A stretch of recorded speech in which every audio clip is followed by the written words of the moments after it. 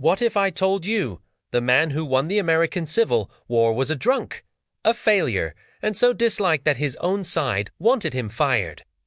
This is the story of Ulysses S. Grant.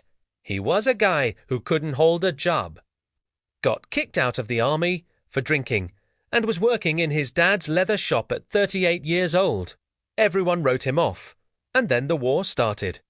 And this supposed failure became the only general who could beat Robert E. Lee. Stick around, because Grant's comeback story is so insane. You won't believe it's real. It's April 1861. Fort Sumter has fallen. The Civil War begins.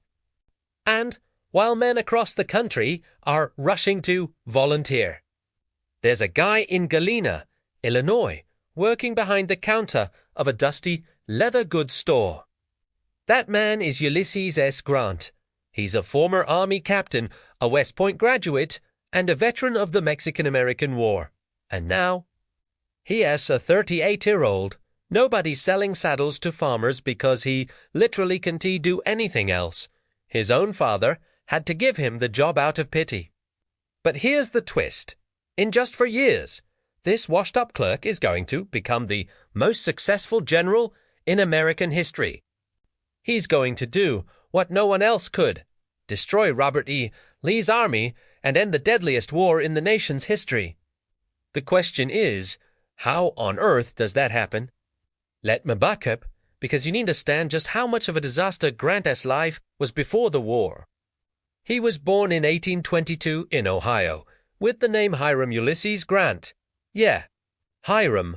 When he arrived at West Point, a paperwork error listed him as Ulysses S. Grant, and he just rolled with it, figuring it sounded better anyway.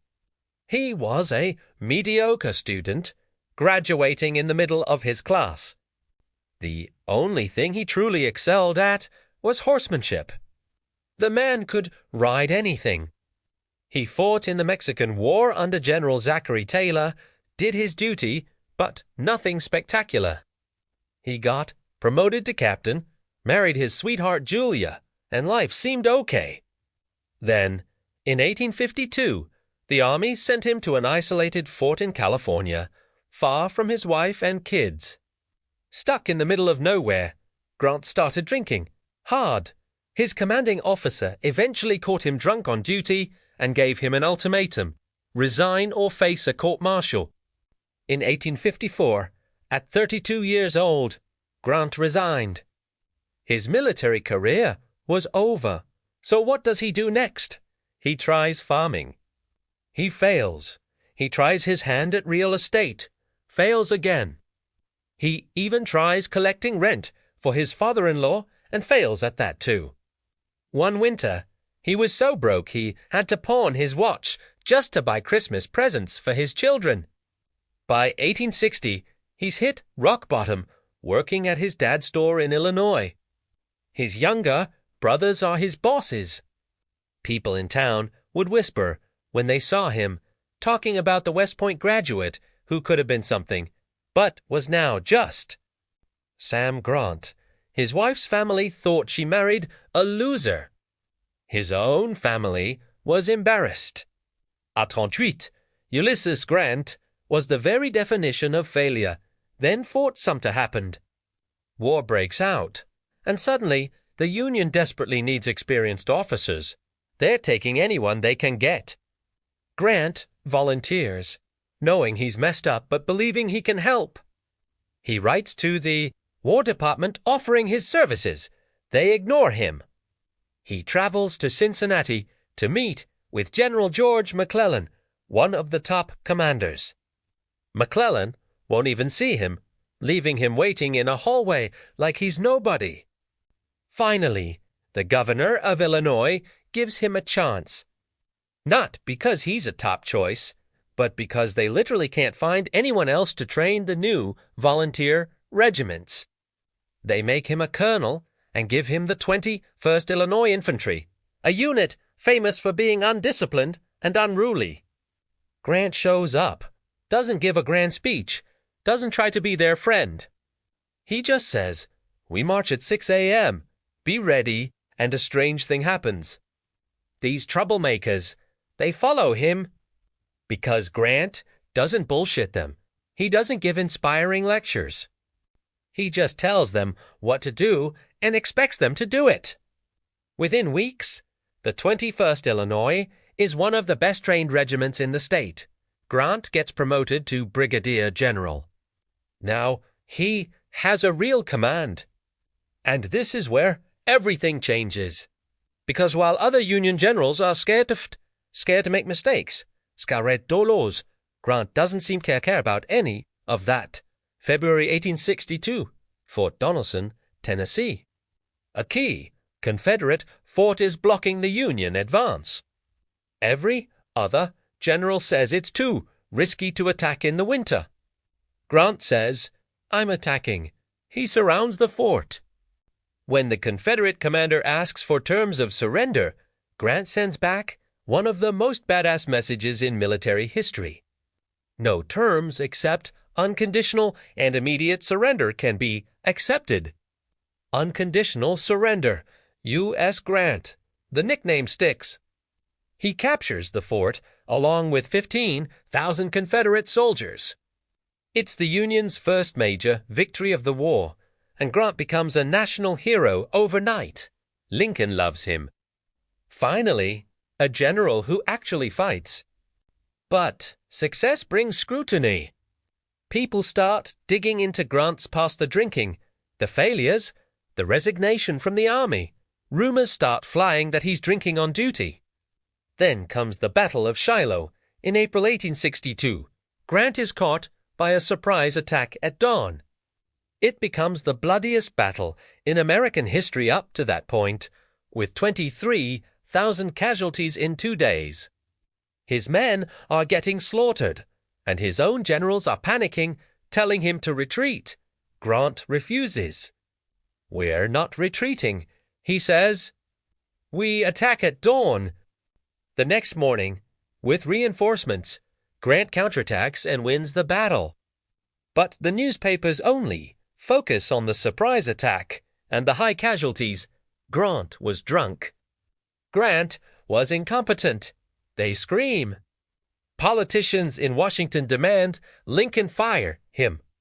When his advisers tell him to remove Grant, Lincoln's reply is simple and legendary. "I can't spare this man." He fights, and that's the truth of it. While other generals made excuses, Grant just fought. But the drinking rumors never went away, and they were probably true. Grant likely did drink during the war, especially when stressed or away from his wife. His staff learned to manage it, keeping whiskey away from him and having his wife Julia visit the front lines to keep him steady. And through it all, Grant keeps winning. He takes Vicksburg in a brilliant campaign, forcing an entire Confederate army to surrender on July 4th, 1863, the same day the Union won at Gettysburg. The Confederacy is cut in two. Lincoln has finally found his general. In March 1864, Lincoln promotes Grant to lieutenant general, a rank previously held only by George Washington, and makes him commander of all Union armies. Grant comes to Washington and meets Lincoln for the first time. He shows up in a wrinkled uniform with mud on his boots, looking awkward and out of place. But Lincoln sees what everyone else missed. This quiet, rumpled man who looked like a failure was the only one who understood what it would take to win this war. Grant's strategy was simple and brutal. Attack everywhere, all at once, and never stop. He knew the Union could replace its losses, but the South couldn't. So, in May 1864, Grant goes after Robert E. Lee in Virginia. In the Battle of the Wilderness, Lee outmaneuvers him, and the Union suffers terrible casualties. Any other general would have retreated. Grant orders his army to move forward toward Lee. His soldiers are stunned. For the first time, they aren't retreating after a bloody fight. One soldier wrote home, "This is a general who has gone. Now see this through or die trying. The newspapers back home call Grant the Butcher for the horrific losses at battles like Cold Harbor. But Lincoln backs him because he understands Grant's brutal math. It isn't about winning individual battles. It's about destroying Lee's army, and it's working. By April 1865, Lee has nothing left.